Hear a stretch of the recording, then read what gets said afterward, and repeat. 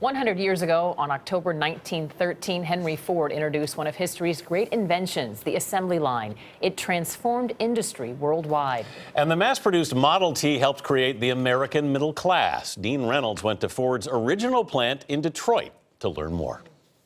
The assembly line has always been an impressive mix of man and machine.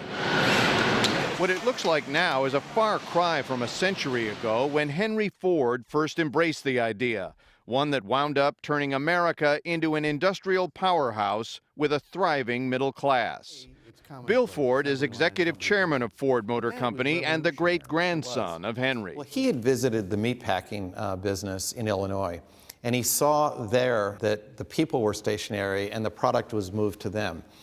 And he thought, well, why can't I apply that same principle to the car industry? So that's really where he got the innovation for it. Until Ford's stroke of genius, his automobiles were basically custom-made trophies for the wealthy. That changed.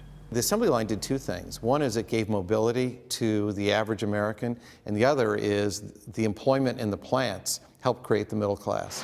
The process itself has aged well and continues to improve.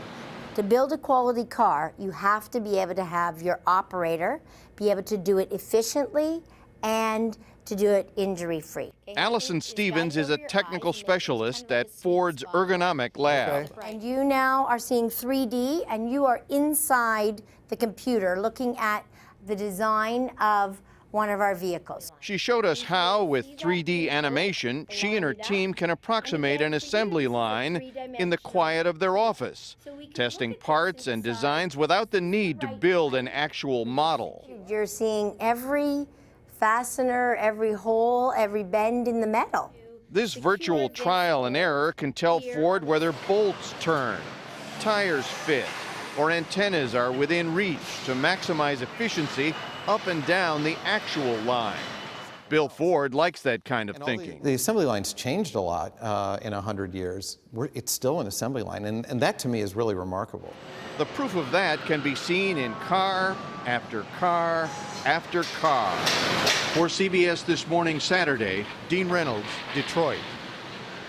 It's remarkable how much has changed, but how little has changed in a lot of ways, you know? I was thinking the exact same thing. And Dean Reynolds looks stunning in that outfit, doesn't he?